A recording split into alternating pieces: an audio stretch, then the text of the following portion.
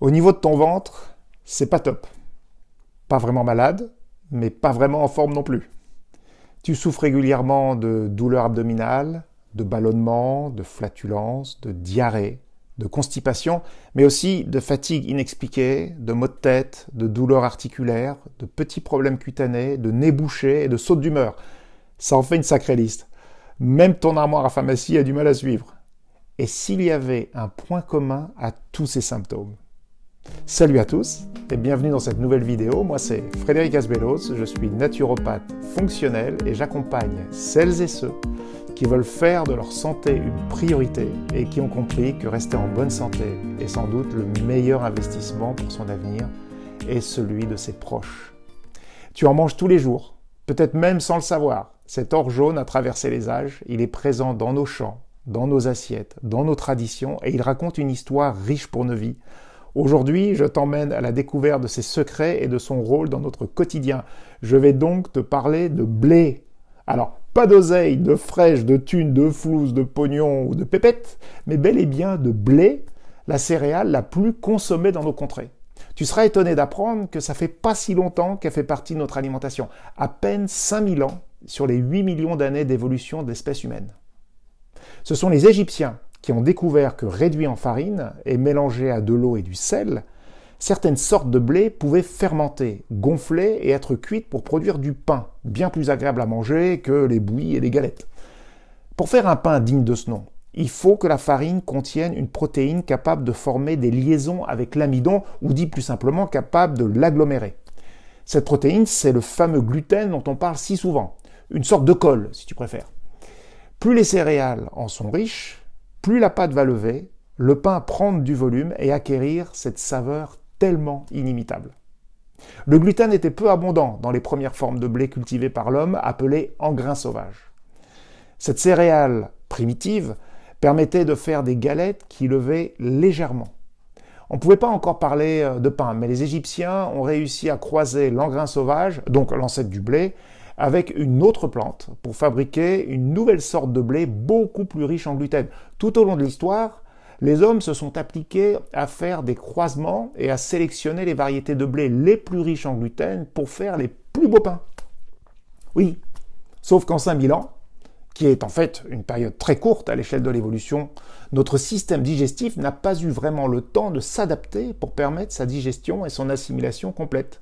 C'est un peu comme les additifs alimentaires, introduits il n'y a pas si longtemps dans notre alimentation et qui, faute d'être correctement dégradés, provoquent toutes sortes d'allergies bien identifiées.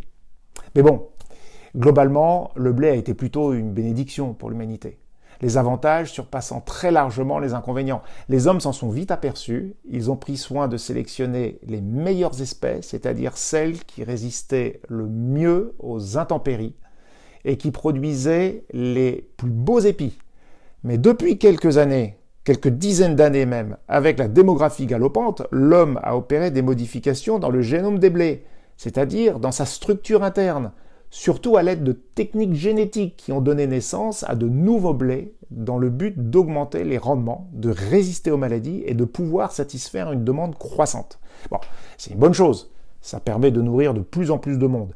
Mais ça signifie aussi que ce blé nouveau, que notre organisme ne reconnaît pas forcément, devient potentiellement de plus en plus difficile à digérer pour un nombre croissant d'individus sur la planète. Et ça se traduit par de nombreux symptômes, surtout digestifs, comme des gonflements, des flatulences, des remontées acides et d'autres manifestations pas très chouettes. Quand les boulangers d'autrefois fabriquaient du pain, et certains d'entre eux, d'ailleurs, perpétuent encore aujourd'hui cette tradition. Ils mélangeaient simplement de la farine de blé, finement broyée, avec de l'eau, du sel et de la levure. Ensuite, il fallait laisser reposer la pâte toute une nuit avant de l'enfourner. Étirer cette pâte, bien moins docile qu'aujourd'hui, relevait alors d'un véritable bras de fer. Une super séance de sport. De nos jours, c'est une autre histoire. Les blés sont tellement riches en gluten que la pâte devenue ultra élastique semble avoir sa propre ambition. S'étaler toute seule. Grâce à cette élasticité, le temps de repos se réduit comme par magie et à la cuisson, le pain triple de volume. Que du bonheur donc. Pour le business, c'est du pain béni. Mais pour la santé, rien n'est moins sûr, car en plus de la farine, du sel et de la levure, il est désormais courant, mais pas toujours systématique, d'ajouter des additifs, notamment du gluten, pour rendre le produit final encore plus moelleux et abordable à produire. Le tout sans étiquetage obligatoire. Même scénario pour les gâteaux et les viennoiseries. Une pâte qui joue à l'élastique et un consommateur qui manque parfois d'informations. Une chose est sûre, aujourd'hui, même le pain semble avoir des secrets bien gardés. Alors on fait quoi ? Ben rien du tout. Si tu te considères en pleine santé, ton organisme a su s'adapter et c'est une très bonne chose. Et c'est quand même de privilégier des produits bio, d'excellente qualité, réalisés par des artisans boulangers, c'est leur métier. Et pour beaucoup, c'est même leur passion. On a quand même les meilleurs pains au monde. Par contre, si tu souffres de certains des maux que j'ai décrits au début de cette chronique, ça vaut peut-être le coup de réduire progressivement ta consommation de blé et de l'éliminer de ton alimentation pendant un temps. En un mois, tu pourras déjà constater des améliorations significatives. Les résultats sont souvent très rapides et surprenants. Contrairement à il n'y a pas si longtemps, on peut aujourd'hui facilement remplacer le blé moderne par d'autres produits à base de farine de céréales anciennes comme le petit épeautre ou le kamut, appelé également corazan, mais aussi par des farines d'avoine, des farines de riz sauvage, de châtaigne, de sarrasin, d'amarante, de lupin, de sorgho, de quinoa, et j'en oublie certainement. Tu découvriras de nouvelles saveurs vraiment intéressantes. Il faut que tu saches quand même que le grand épeautre et le seigle sont également des céréales qui ont subi des transformations et qui donc sont potentiellement moins assimilables. Par ailleurs, quand tu demandes dans une boulangerie un pain spécial, comme un pain de petit épeautre par exemple, il contient souvent une part non négligeable de blé moderne pour lui donner un côté aéré et moelleux. Alors pour le goût, c'est super, mais dans le cas d'un régime sans blé, pas le choix, ils sont à éviter. Les pains qui ne contiennent pas du tout de blé moderne sont vendus principalement dans les magasins bio et sur les marchés. On les reconnaît à leur densité. Ils sont lourds et peu moelleux. Ça ne les empêche pas d'être délicieux.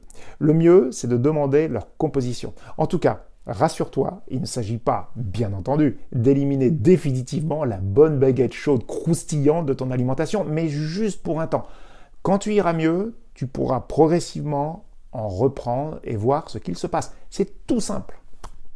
Mais attention, le blé se trouve aussi dans de nombreux plats préparés. Si tu veux éliminer le blé pendant une période donnée, il va falloir que tu lises les étiquettes. Souvent, il est mentionné amidon de blé, amidon modifié, protéines de blé, glutamate de blé. La liste est encore longue. Comme expliqué dans ma vidéo sur l'alimentation, si en lisant les étiquettes, tu ne comprends pas les ingrédients, il y a de fortes chances que ce soit la même chose pour ton organisme. En conclusion, retiens juste que c'est en procédant à de petits réglages alimentaires successifs et surtout en étant attentif aux signaux envoyés par ton corps de rêve que tu te rapprocheras de la pleine santé. Voilà, j'espère que cette vidéo est claire pour toi. N'hésite pas à la partager et à t'abonner à cette chaîne si tu veux en savoir plus.